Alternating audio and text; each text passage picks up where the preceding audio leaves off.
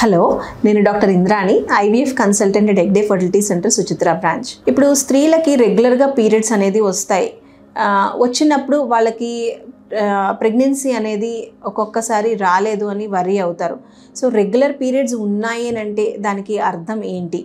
So regular periods ఉండడం అనేది it is a good sign ఫర్టిలిటీకి.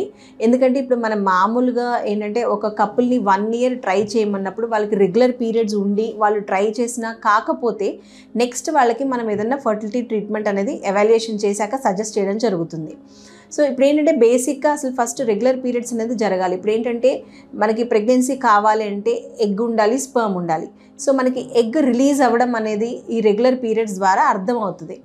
కానీ ఓన్లీ ఎగ్ రిలీజ్ అయితే ప్రెగ్నెన్సీ వస్తుందని గ్యారంటీ ఉండదు. ఎందుకంటే ఇప్పుడు ప్రెగ్నెన్సీ రావాలంటే ఎగ్ రిలీజ్ అవ్వడం ఎంత ఇంపార్టెంటో దాంతోపాటు ఎగ్ క్వాలిటీ బాగుండాలి, అలాగే స్పర్మ్ కౌంట్ నార్మల్ ఉండాలి, అండ్ దెన్ స్పర్మ్ క్వాలిటీ బాగుండాలి, and then egg and then sperm కలిసిన తర్వాత ఎంబ్రియో వస్తుంది. సో ఎంబ్రియో తయారైన తర్వాత ఆ ట్యూబుల్ లోపల నుంచి ఎంబ్రియో వచ్చి యూట్రస్ లోపల స్థిరపడాలి. సో ఈ ప్రాసెస్లో కూడా ఎక్కడన్నా ఇబ్బంది జరిగినప్పుడు కూడా ఒక్కొక్కసారి ప్రెగ్నెన్సీ అనేది ఇబ్బంది కావచ్చు.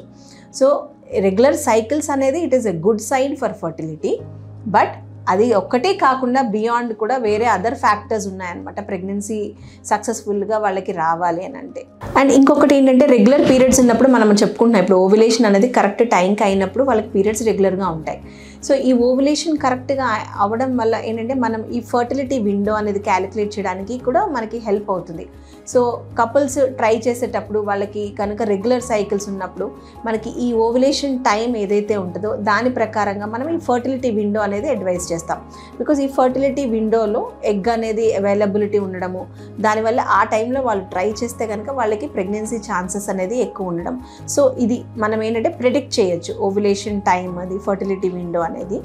ఇదొకటి రెగ్యులర్ సైకిల్స్ ద్వారా మనకి అదొకటి హెల్ప్ అవుతుంది. Thank you.